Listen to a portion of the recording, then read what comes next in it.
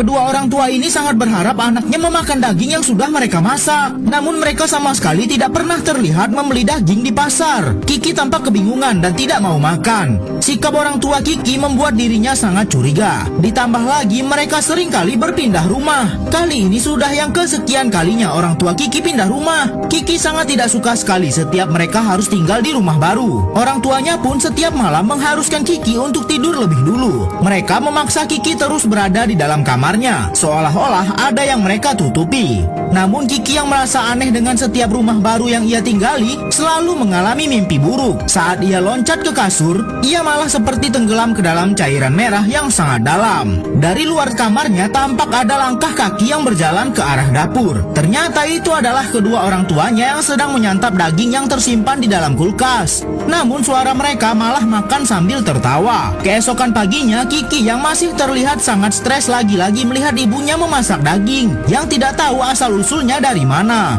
Walaupun daging itu terlihat sangat lezat, tetapi tetap saja Kiki tidak mau makan. Dengan alasan ia ingin menjadi vegetarian. Kiki juga mencoba mengikuti kegiatan ayahnya yang terus-terusan pergi ke ruang bawah tanah di rumahnya. Tapi Kiki sama sekali tidak boleh ikut masuk ke dalam karena gelagat sang ayah itu membuat Kiki sangat penasaran dan mencoba untuk masuk ke ruang bawah tanah itu diam-diam. Tapi ternyata saat dia menyelinap di malam hari, Kiki malah melihat orang tuanya dengan mulut berlumuran darah.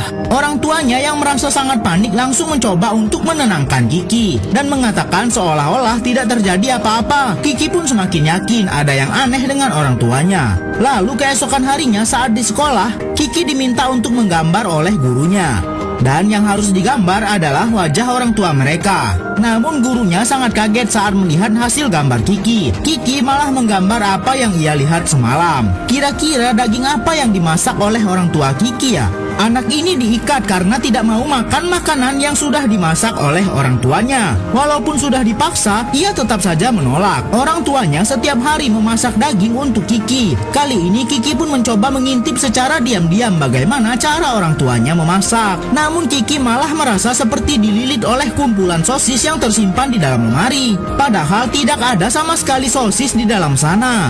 Kiki mencoba bertanya kepada orang tuanya daging apa yang sedang mereka makan. Namun ibunya hanya tertawa dan tidak menjawab. Tentu saja hal itu membuat Kiki semakin curiga. Karena kondisi di rumahnya yang tidak begitu baik, Kiki tampak melakukan sesuatu hal yang menarik perhatian guru BK di sekolahnya. Kiki menggambar orang tuanya seperti berlumuran darah. Dan Kiki hanya berkata itulah yang ia lihat dengan mata kepalanya. Ayah Kiki adalah seorang ahli kimia yang bekerja di bagian pemeriksaan mayat yang meninggal karena hal yang tak wajar. Hingga pada suatu hari, Kiki meminta ayahnya untuk mengajaknya ke tempat ayah bekerja. Namun ayahnya malah menunjukkan bagian lain dan mengatakan itulah pekerjaannya. Entah kenapa sang ayah malah menutupi pekerjaannya yang sebenarnya. Gelagat orang tuanya pun semakin aneh saat entah kenapa sang ayah menjadi sangat rajin memasak. Dan kali ini ia memasak sandwich dengan isi daging dan hati.